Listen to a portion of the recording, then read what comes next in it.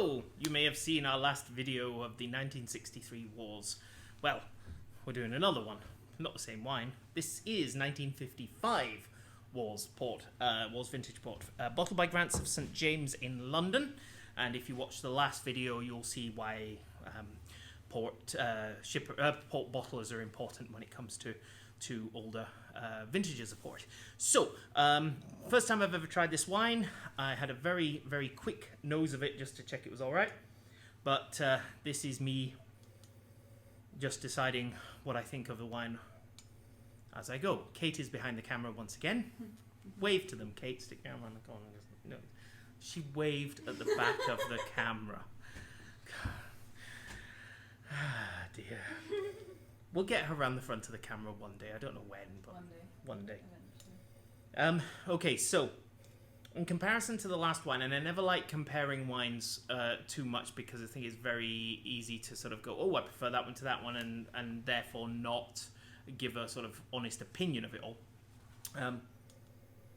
Or not a critical opinion, a better way of putting it. As Kate mentioned, less Christmas pudding than the last one, and it's much more in a sort of savoury, you're getting a sort of sweet maple cured bacon aroma to it. You're getting, Kate just went, what? Yeah, it's got that sort of slightly sweet meaty aroma to it. There's more herbs there. There's a sort of more, it's thyme and it's sage and bay and that sort of aroma. There's a slight tar note to it as well. You getting anything? Yeah.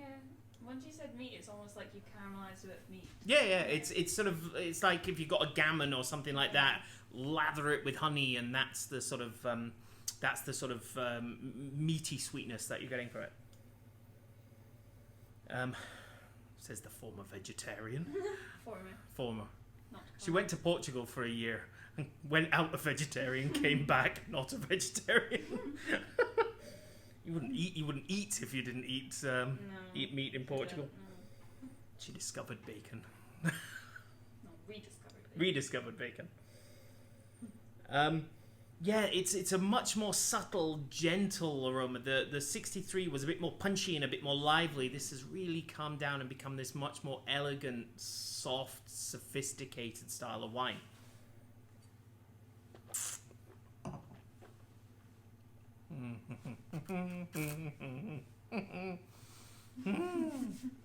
I'm a happy man, and we're recording this on my birthday, so I'm even happier.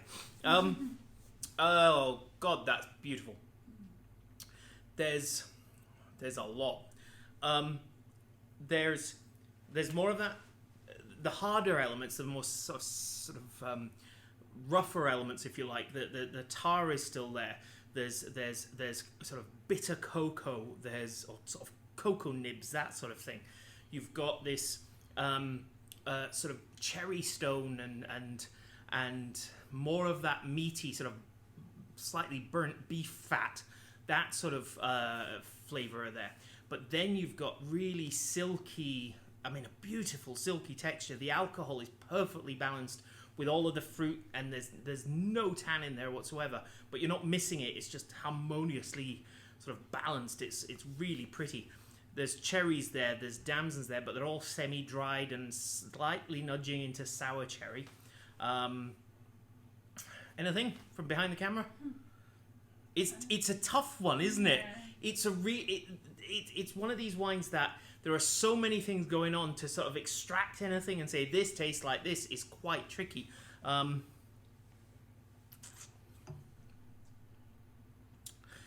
Yeah, this is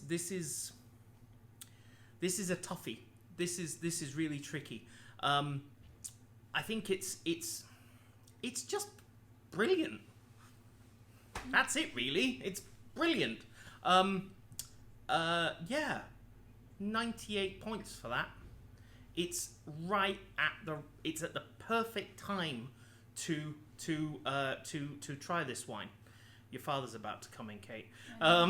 It's the perfect time to try this wine. I'm happy.